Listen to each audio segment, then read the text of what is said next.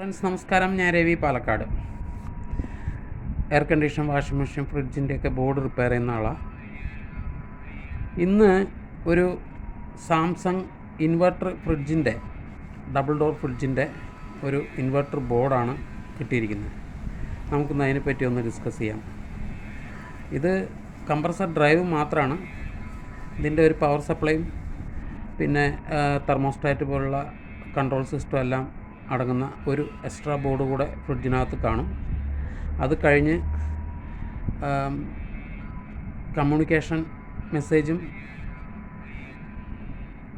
ഒരു extra AC connection കിട്ടിക്കഴിഞ്ഞാൽ compressor work ചെയ്യണം. അതിനുള്ള ഡ്രൈവർ മാത്രമാണിത്. ഇത് സിംഗിൾ ഡോറിനും ഡബിൾ ഡോറിനും ഏകദേശം കാണാനൊക്കെ ഒരുപോലെ ഇരിക്കും. പക്ഷേ ഡബിൾ ഡോറിന് വന്നിട്ട് കമ്മ്യൂണിക്കേഷൻ കിട്ടിയാൽ മാത്രമേ വർക്ക് ചെയ്യത്തുള്ളൂ. അതേസമയം സിംഗിൾ ഡോറ് അതിൻ്റെ ആവശ്യമില്ല. നമ്മൾ ഓൺ ചെയ്ത് ഒരു 3 മിനിറ്റ് കഴിഞ്ഞാൽ ഓട്ടോമാറ്റിക്കായിട്ട് കംപ്രസർ ഓടാൻ തുടങ്ങും. എന്നാൽ കാണാനെല്ലാം വലിയ വ്യത്യാസമൊന്നും കാണില്ല. അത് അതിൻ്റെ പ്രോഗ്രാമിൽ മാത്രം വ്യത്യാസം വരുത്തി കമ്പനി ഇറക്കിയിട്ടുള്ളതാണെന്നാണ് തോന്നുന്നത്. അപ്പോൾ നമുക്ക് ഇതിൻ്റെ പ്രവർത്തനം എങ്ങനെയാണെന്നുള്ളത് ഒന്ന് നോക്കാം.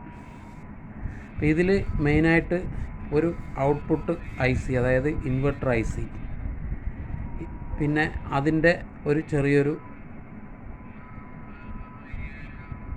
സിസ്റ്റം IC, പിന്നെ അതിലേക്ക് ആവശ്യമുള്ള പവർ സപ്ലൈ, ഇത്രയും കാര്യങ്ങൾ അടങ്ങിയതാണ് ഈ ബോർഡ്.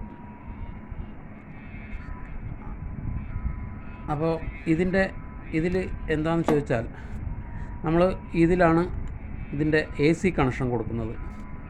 AC കണക്ഷൻ ഈ ഫീസ് വഴി ഈ റെക്ടിഫയറിൽ വരും. റെക്ടിഫയറിന് അത് റെക്ടിഫൈ ചെയ്ത് DC ആക്കിയതിന് ശേഷം ഈ കപ്പാസിറ്ററിൻ്റെ പോളിലേക്ക് കൊടുക്കും.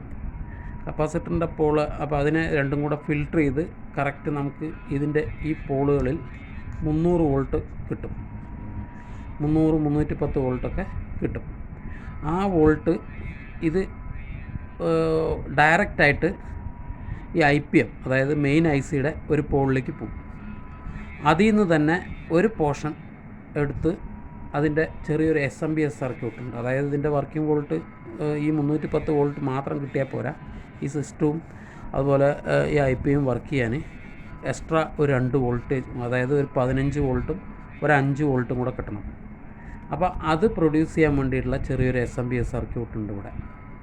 അതായത് ഈ IC. അപ്പോൾ നമ്മൾ AC ഇവിടെ കൊടുത്തിട്ട് ഈ വോൾട്ടേജും ഇതിലേക്ക് വരുന്ന ഇതിൻ്റെ ഔട്ട്പുട്ട് വോൾട്ടേജുകളും ആദ്യം ചെക്ക് ചെയ്യണം. അത് നമുക്കൊന്ന് മീറ്ററിൽ വേണമെങ്കിൽ ഒന്ന് ചെക്ക് ചെയ്ത് നോക്കാം അല്ലേ. അതെ, ഫസ്റ്റ് നമുക്കിതിലേക്ക് ഒരു AC കണക്ഷൻ കൊടുക്കാം. ഫീസിൻ്റെ ലൈനിലേക്ക് ഫേസ് കണക്ഷൻ കൊടുത്തു.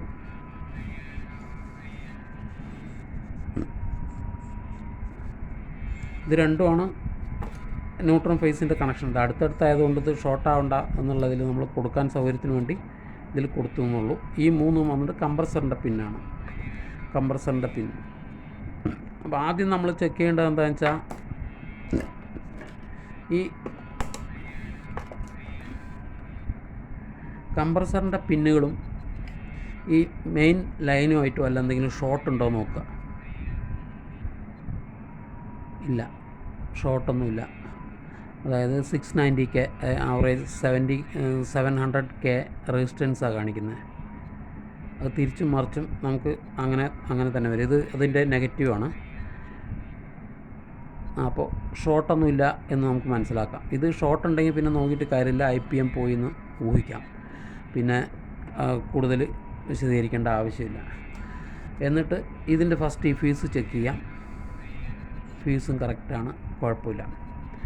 ഇനി നമ്മൾ ചെക്ക് ചെയ്യാൻ പോകുന്നത്, ഞാൻ അത് ഓൺ ചെയ്യാൻ പോകണം. ഓൺ ചെയ്ത് ചെക്ക് ചെയ്യാം.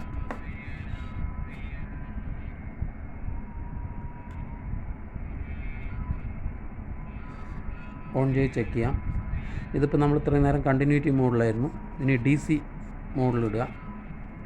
DC മോഡിലിട്ട് ഞാൻ ഇത് സ്വിച്ച് ഓൺ ചെയ്യാൻ പോകണം. ഓൺ ചെയ്ത ഉടനെ അതിനകത്തൊരു LED ഉണ്ട്. അതൊന്ന് ബ്ലിങ്കായിട്ട് നിൽക്കും. അതായത് വേറെ കംപ്ലയിൻറ്റ്, പവർ സപ്ലൈ കംപ്ലയിൻ്റ് ഒന്നും ഇല്ലെങ്കിൽ. അത് ഞാൻ ലാസ്റ്റ് കാണിച്ചു തരാം. അപ്പോൾ നമ്മൾ ഇവിടെ 2 AC വോൾട്ട് കൊടുക്കണമെന്ന് പറഞ്ഞു അല്ലേ. അത് ആദ്യം ചെക്ക് ചെയ്യുക. 230 വോൾട്ട്, സോറി, ശരിക്കും കാണുന്നുണ്ടോ? ഇതാ ഈ ലൈനിൽ കറക്റ്റ് 230 വോൾട്ട്, 228 വോൾട്ട് AC കാണുന്നുണ്ട്. അപ്പോൾ അതായത് ഈ മെയിൻ റെക്റ്റിഫയറിൻ്റെ സെൻറ്റർ പിന്നുകളിൽ നമുക്ക് കറക്റ്റ് ഈ 230 വോൾട്ട് കിട്ടുന്നുണ്ടോ നോക്കുക. അതായത് കിട്ടിയില്ലെങ്കിൽ ഈ ഫ്യൂസിനോട് ചേർന്നൊരു തെർമിസ്റ്റർ കൊടുത്തിട്ടുണ്ട്. ബാരിസ്റ്റർ എന്നൊക്കെ പറയുന്ന, ഹീറ്റ് ആകുമ്പോൾ റെസിസ്റ്റൻസ് ഹൈ വാല്യൂ ആവുന്ന ഒരു NTC, അതുവഴിയാണ് നമ്മൾ ഇതിലേക്ക് 230 വോൾട്ട് കൊടുക്കുന്നത്. ഇത് അവിടെ വരെ വരുന്നു. അപ്പോൾ ഈ ഭാഗത്ത് വേറെ കംപ്ലയിൻ്റ് ഒന്നും ഇല്ല എന്നർത്ഥം. ഇനി നമുക്ക് ഇതിൻ്റെ DC സെക്ഷനിലേക്ക് കടക്കാം. മീറ്റർ DC മോഡിലേക്ക് മാറ്റാം. അതിനുശേഷം DC മോഡിലിട്ടതിന് ശേഷം ഈ ഡയോഡിൻ്റെ പോസിറ്റീവ് പിന്നിലും നെഗറ്റീവ് പിന്നിലും വെച്ചാൽ 313 വോൾട്ട്, 310 വോൾട്ടിൽ കൂടുതൽ വരുന്നുണ്ട്. സോ ഈ റെക്റ്റിഫയർ കറക്റ്റാണ്. അതേപോലെ കപ്പാസിറ്ററും കറക്റ്റാണ്. കപ്പാസിറ്റർ ഫിൽറ്ററിങ് ഉള്ളതുകൊണ്ടാണ് ഈ 310 വോൾട്ട് കാണിക്കുന്നത്. ഇത് കപ്പാസിറ്റർ വീക്കാണെന്നുണ്ടെങ്കിൽ ഇത്രയും കാണിക്കില്ല. അതായത് 230ൻ്റെ തൊട്ട് 250, 200 ആ വോൾട്ട് തന്നെ കാണിക്കുള്ളൂ. ഈ 330 പീക്ക് ലെവൽ ഈ കപ്പാസിറ്ററിൻ്റെ ചാർജ് ഉള്ളതുകൊണ്ടാണ്. അപ്പോൾ അത് കപ്പാസിറ്റർ റെഡി എന്നർത്ഥം. ഇനിയൊന്നും നോക്കേണ്ട കാര്യമില്ല. അപ്പോൾ ഈ ഭാഗം വരെ കറക്റ്റ്. അപ്പോൾ ഈ വോൾട്ടേജ് നേരെ IPMലേക്ക് ഒരു പിന്നിൽ വരും. ഇവിടെ 300 അതേ വോൾട്ടേജ് കറക്റ്റായി വരുന്നുണ്ട്, 314 വോൾട്ടേജ്. ഓക്കെ, അത് കഴിഞ്ഞു. ഇനി അടുത്തത് അതിൽ നിന്ന് തന്നെ ഒരു പോർഷൻ, അതായത് ഇതാ ഒരു 100 ഓം റെസിസ്റ്റൻസ് ഇട്ടിട്ട് ഈ SMPS ICയുടെ ഒരു പിന്നിലേക്ക് വരുന്നുണ്ട്. അവിടെയും 313 വോൾട്ട് കറക്റ്റായി വരുന്നുണ്ട്. അപ്പോൾ ഈ റെസിസ്റ്റൻസ്, ഈ IC കുഴപ്പമില്ല. ഇത് ഷോർട്ട് ഉണ്ടെങ്കിൽ ഈ റെസിസ്റ്റൻസ് പോകണമായിരുന്നു, അല്ലെങ്കിൽ ഇതവിടെ ഒരു കപ്പാസിറ്റർ വരും. അതെന്തെങ്കിലും ഷോർട്ട് ഉണ്ടെങ്കിൽ ഈ റെസിസ്റ്റൻസ് പോകണമായിരുന്നു. അപ്പോൾ ഇതുവരെ വരുന്നുണ്ട് എന്നർത്ഥം. അപ്പോൾ ഇത് ഓക്കെ. ഇതിൻ്റെ ഔട്ട്പുട്ട് നമ്മൾ നോക്കാം. ഔട്ട്പുട്ട് നോക്കാൻ ഇവിടെയുള്ള കപ്പാസിറ്ററിൻ്റെ പോളിൽ നോക്കിയാൽ, ഇവിടെ മെയിനായിട്ടുള്ളതിൽ നോക്കിയാൽ 15 വോൾട്ട്, അത് ഓക്കെയാണ്. 15 വോൾട്ട്. ഇതൊരു റെഗുലേറ്റർ IC ആണ്, 7805. അതിൻ്റെ ഇങ്ങേ ഭാഗത്തെ പിന്നിൽ നോക്കിക്കഴിഞ്ഞാൽ 5 വോൾട്ട്, കറക്റ്റ് 5 വോൾട്ട് കിട്ടുന്നുണ്ട്. അപ്പോൾ 15 വോൾട്ടും 5 വോൾട്ടും ഓക്കെയാണ്. ഈ 15 വോൾട്ട് IPMൻ്റെ ഒരു പിന്നിലേക്കാണ് പോകുന്നത്.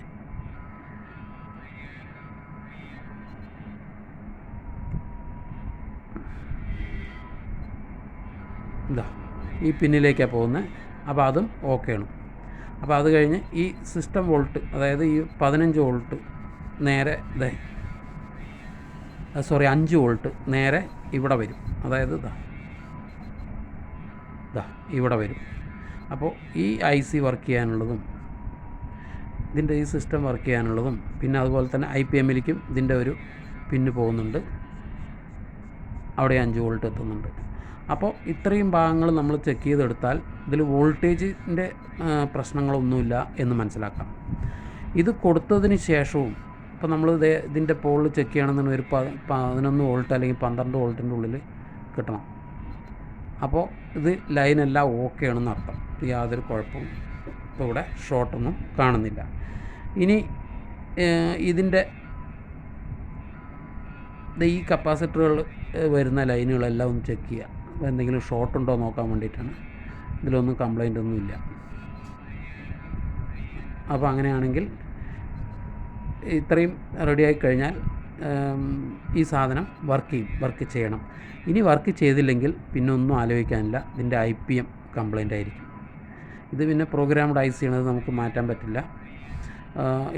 ഇതിലേക്ക് ഇൻപുട്ട് വരുന്ന വോൾട്ടേജ് ഇത്രയൊക്കെയാണ്. ഇത്രയും വോൾട്ട് വന്നിട്ടും ഇതിൻ്റെ ഔട്ട്പുട്ട് നമുക്ക് കറക്റ്റായി കിട്ടുന്നില്ല എങ്കിൽ ഈ IPM, അതായത് ഈ മെയിൻ IC നമ്മൾ ഇൻവെർട്ടർ IC മാറ്റേണ്ടി വരും.